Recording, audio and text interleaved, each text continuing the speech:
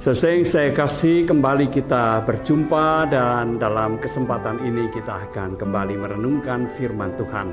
Untuk itu mari kita membukanya dengan berdoa. Ya Tuhan, bukalah hati dan pikiran kami, tuntunlah dan pimpinlah kami, supaya kami boleh mengerti setiap kehendak Tuhan, karena kami percaya kami membutuhkan sabdamu, dan sabdamu itu membangun kehidupan kami. Di dalam nama Tuhan Yesus kami berdoa. Amin. Saya mengajak saudara-saudara untuk membaca Injil Lukas pasal yang kedua, ayat 36 sampai dengan ayat yang ke-38 yang berbunyi demikian. Ada pula seorang nabiah bernama Hana, anak perempuan Fanuel dari suku Asyer. Sesudah kawin, ia hidup bersama suaminya 7 tahun lamanya, lalu menjanda sampai berumur 84 tahun. Ia tidak pernah meninggalkan bait Allah dan siang malam beribadah dengan berpuasa dan berdoa.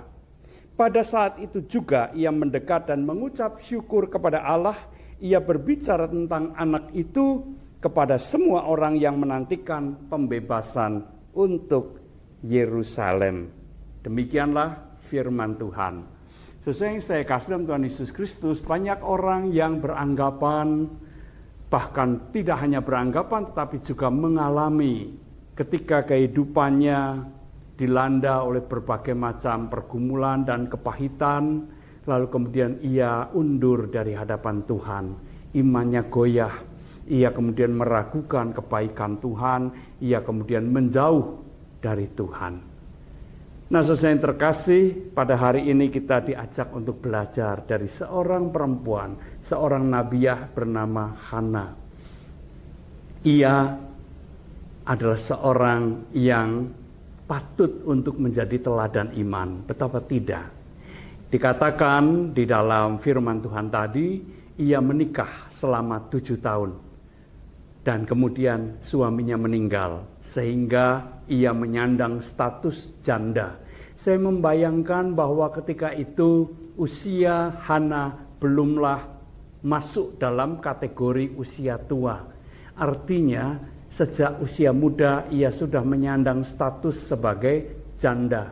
Dan sesuai yang terkasih, seorang janda pada masa itu pasti adalah orang yang hidupnya berkekurangan atau miskin. Kenapa? Karena penghidupannya sepenuhnya bergantung pada suaminya.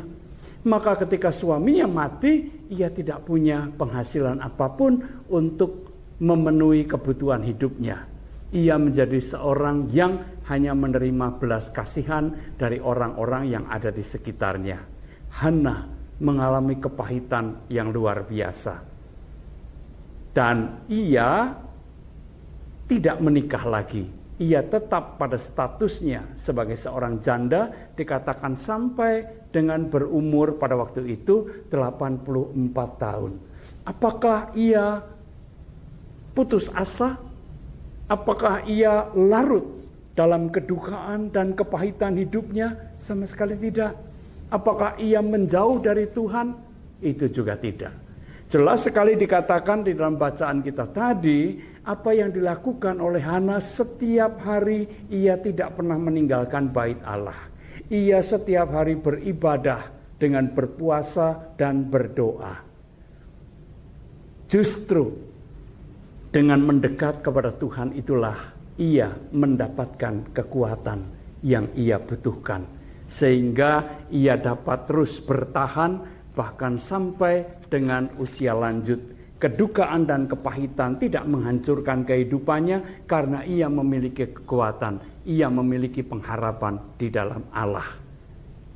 Ketekunannya, imannya yang tidak tergoyahkan oleh apapun, sungguh patut menjadi teladan. Itulah sebabnya ia seperti Simeon mendapatkan kesempatan untuk melihat bayi Yesus yang adalah pokok keselamatan manusia. Maka ia bersyukur kepada Allah bahwa sebelum ia berpulang kepada Allah Bapa, ia boleh melihat keselamatan itu.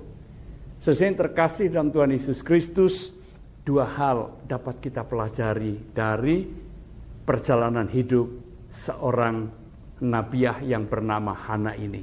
Yaitu yang pertama, kita diajak untuk belajar bahwa ketika kehidupan kita dilanda oleh badai kehidupan, jangan pernah meninggalkan Tuhan.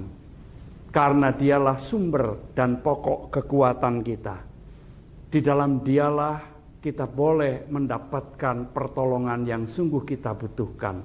Sehingga bersama-sama dengan Tuhan, maka kita akan dimampukan untuk menghadapi bahkan melewati setiap pergumulan dan kepahitan hidup ini. Hidup tidak selalu menyodorkan kepada kita hal-hal yang baik dan menyenangkan. Hidup tidak selalu memberikan kepada kita keadilan. Tidak jarang kita mengalami ketidakadilan. Tidak jarang kita mengalami kepahitan, kehilangan, dan berbagai macam pergumulan yang lain. Semuanya itu seringkali di luar kemampuan kita untuk menghindari ataupun untuk mencegahnya. Yang harus kita lakukan adalah menghadapinya. Dengan apakah kita menghadapi semuanya itu? Hana mengajarkan kepada kita, hadapi semuanya itu dengan Tuhan. Dialah pokok dan sumber kekuatan kita. Kita akan dimampukan untuk menghadapi dan bahkan mengatasi setiap pergumulan yang ada. Itu yang pertama. Yang kedua, sesuai yang terkasih di dalam Tuhan Yesus Kristus, mari kita belajar dari Hana bahwa sampai lanjut usia ia tetap setia kepada Tuhan. Tetapi tolong dibedakan, ada orang-orang yang baru setelah berusia tua ia mendekat kepada Tuhan. Hana tidak demikian.